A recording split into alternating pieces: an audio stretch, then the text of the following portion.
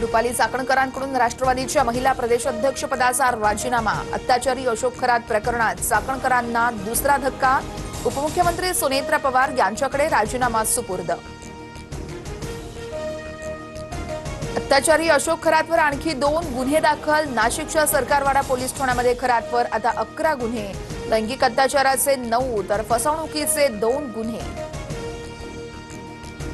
गुंडू खरात प्रकरणामध्ये पीडितांना आम्ही पूर्ण संरक्षण दिलंय। अजूनही काही तक्रारी दाखल होण्याची शक्यता।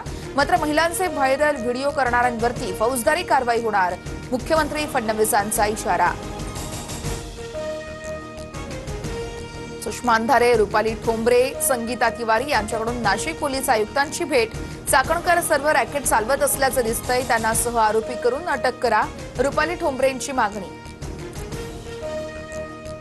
देशात लॉकडाऊन लागणार नाही। टीम इंडियाप्रमाणे आपल्याला काम करायचंय। संकटांचा यशस्वीपणे सामना करू।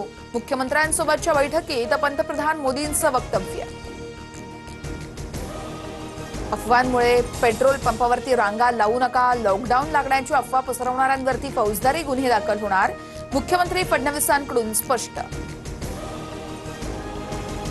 व्हिडिओ व्हायरल झाल्यानंतर झिरवाळांचा मला फोन। 2-4 क्लिप जोडून चुकीच्या पद्धतीने व्हिडिओ बनवल्याचा आरोप करत चौकशीची मागणी केली। व्हिडिओत सत्यता आढळल्यास योग्य ती कारवाई होईल। मुख्यमंत्री फडणवीसांचं भाष्य।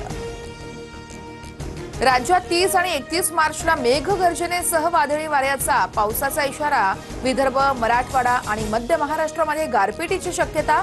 कोकण आणि गोव्यातही पावसाचा अंदाज।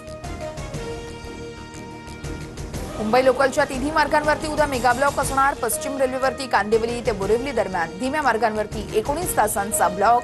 300 लोकल रद्द। मध्य रेल्वेवरती माटुंगा ते मुलुंड दरम्यान धीम्या मार्गांवर ब्लॉक, तर ट्रान्स हार्बर मार्गावरती 5 तास ब्लॉक असणार। आजपासून आयपीएल स्पर्धेचा संग्राम। गतविजेत्या बंगळुरूची आज हैदराबाद सोबत लढत। बंगळुरूच्या एम चिन्नास्वामी स्टेडियमवरती आज संध्याकाळी सामना रंगणार।